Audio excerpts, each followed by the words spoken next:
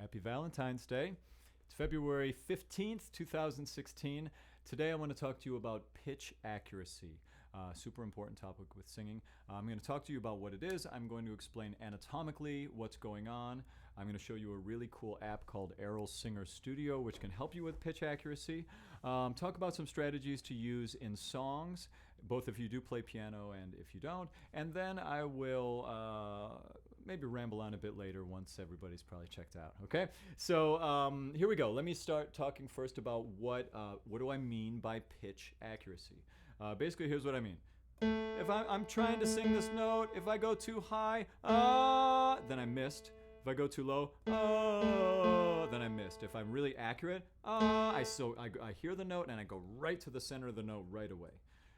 If I go above it, I'm sharp. If I go below it, that's called being flat. So having good pitch accuracy is being able to nail it, get to the note right away. If you're going for the note and then you're kind of underneath it, and it takes you a minute to get there, that's called pitch drifting, or you were drifting up to the note. Other than in jazz singing, for the most part, you're going to want to keep your pitch drifting, pretty non-existent. In jazz, I've got you. We have this kind of sliding into notes that we'll do, okay? So pitch accuracy is so important. I mean, these shows, X Factor, American Idol, The Voice, one of the reasons those shows have become so successful is because everyone can hear a lot better than they can sing themselves. So you can be sitting there and you can listen to American Idol and be like, oh, that was out of tune, or oh, I don't know what she was thinking. That girl can't match pitch. She's got a terrible, and they'll be able to hear when a note's out of tune, but that doesn't mean that they're going to be able to execute matching pitch well themselves. So that makes you wonder, well, then that means it's not the ear that's making pitch matching, making somebody good at that. It must be something else. Let's break down, figure out what it is. Okay, so this is where we get into the anatomy part. So I'm going to take my larynx, pop it out for you guys. Not really. There it is right there. When you're breathing, your vocal folds, and these are your vocal folds, my fingers. When you're breathing, they're just open like this. They look like a little V. When you go to speak or make sound, the arytenoids swivel closed.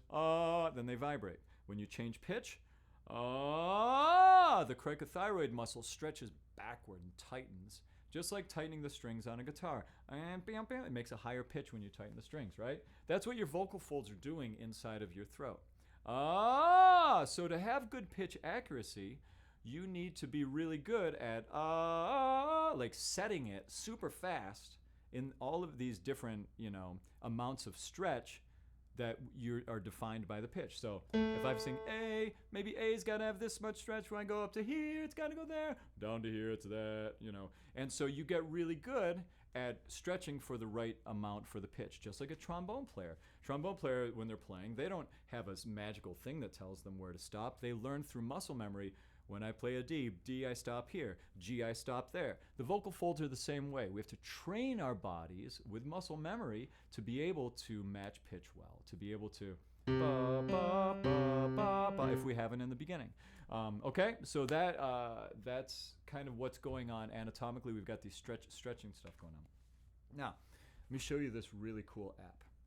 This app is called Erol Singer Studio. It's kind of an expensive app. I don't think they have it yet for Android and Android users. They might.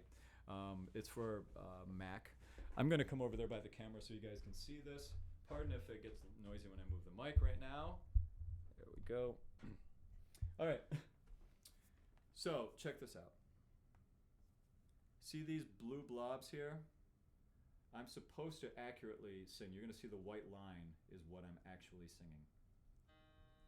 Ma ma ma ma ma, ma ma ma ma ma, ma ma ma ma. Now watch this. Ma ma ma ma ma. Oh, I went a little sharp there. Ma ma ma ma. So you see, it's tracking my voice. Ma ma ma. And as you sing accurately, the green blobs or the blue blobs turn green, and they score you on how well you did with it. They score you on the accuracy, all of that. It's cool. This app's great. I'm not going to go into in-depth review of it and all the things it does. There are lots of YouTube videos on that. But you can define the range of your exercises. You can speed them up, slow them down, drill them, isolate them, and it shows you your practice. Well, there's a lot to it. So check out the app. It's really there we go. Okay, it's really a great app. I've seen in my studio with several students. I've made them work with that, and I've seen changes in their voices. And really, it's like I can hear a level of accuracy when that's used. Supplement your practice 5-10 minutes a day. Just start off with a little bit of that. You'll be just that much more sort of dialed in. All right. So there's that. Now, let's say we're working on a song, and we're not just using an app where it gives us that very clear visual feedback. Then that's where honestly, that's where piano skills are really going to be a helpful tool for you to get yourself up to a basic piano proficiency where you can take a piece of music and slowly play your melody parts. I recommend you strongly getting to that place as a singer, as any musician, being able to get to plunk notes on a piano. It's kind of the universal instrument for that. If you can't play piano, then what are you going to do? Well, in that case, what I recommend, if you're taking voice lessons with me or with one of my assistants, have them play it for you slowly. I never knew, just slowly plunking the notes out so that you can go back with your voice memo or your MP3 and just take each section, take the first 6 seconds of the song that were played slowly. I never knew. I never knew. And then you could scroll back. Scroll. I never knew. And then scroll back. I never knew. And keep scrolling back and do it 10 times. And then maybe after you've worked it, whoa, I almost tipped over with this chair. I'm going to leave that in.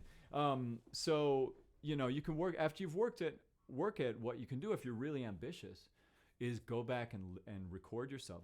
So you'll take a recording, you work it, maybe take a second device or your computer or a second if you've got somebody with a phone, record yourself practice after you've worked it for 5-10 minutes and compare it to the recording you did before 5 minutes and after 5 minutes, and see if you notice a difference in the pitch accuracy after your 5 minutes of work.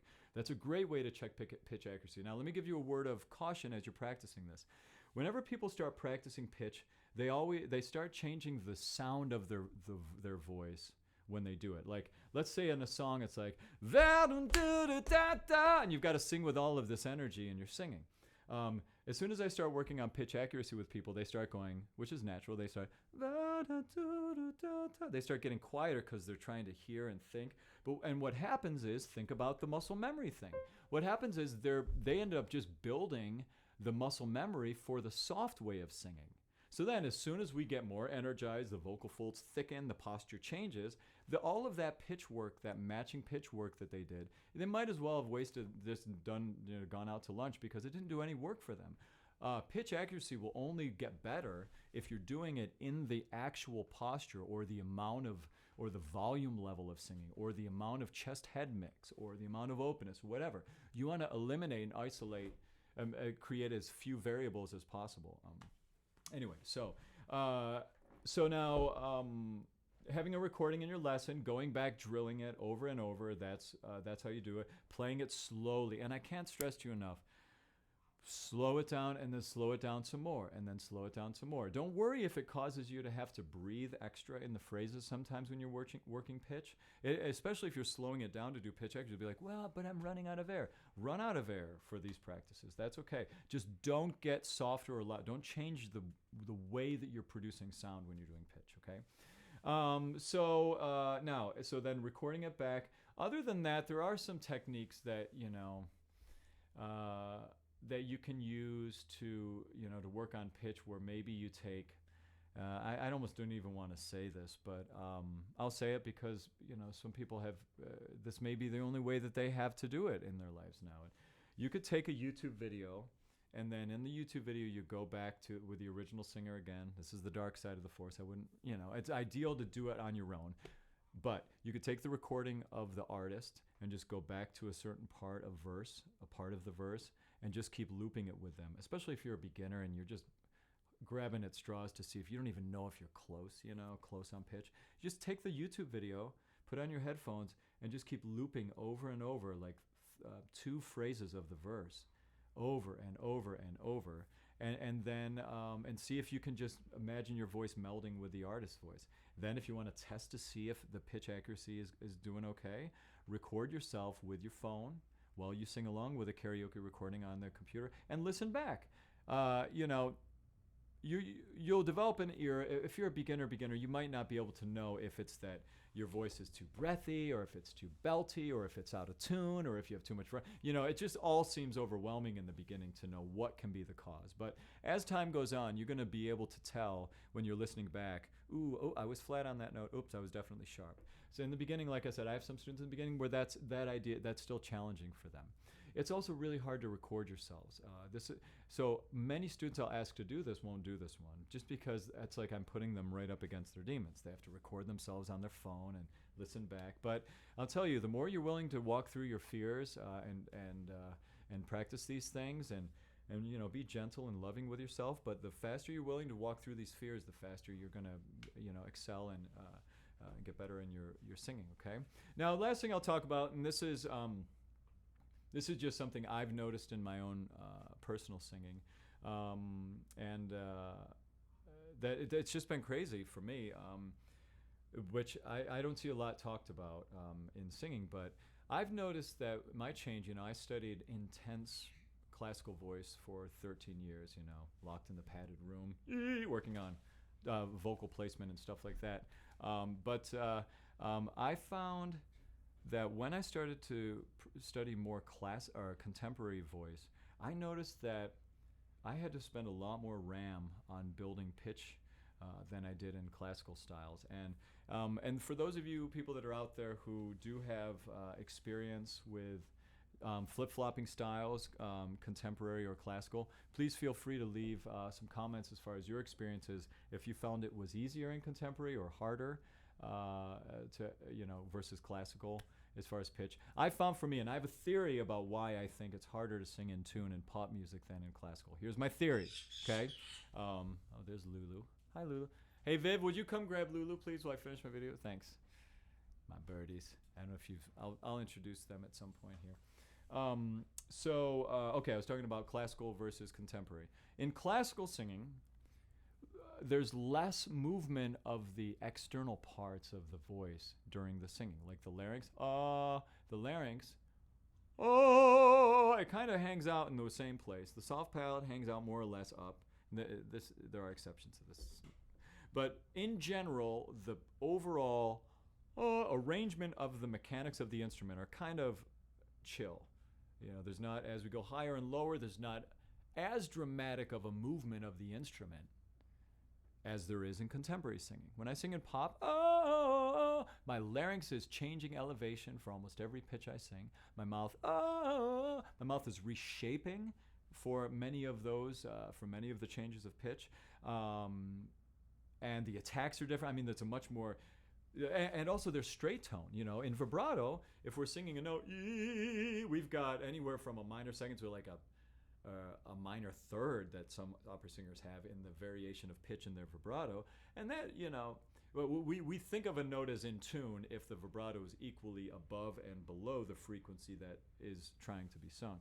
So, but there is a certain amount of pitch accuracy that's masked simply by the voice flopping up and down in opera. And I think I remember reading of some vocal treatise or some those old Garcia, I think they're Garcia thing from college years ago, but one of those early vocal doctrines talking about how back in the early day they thought someone who sang with vibrato was masking an inability to sing in tune.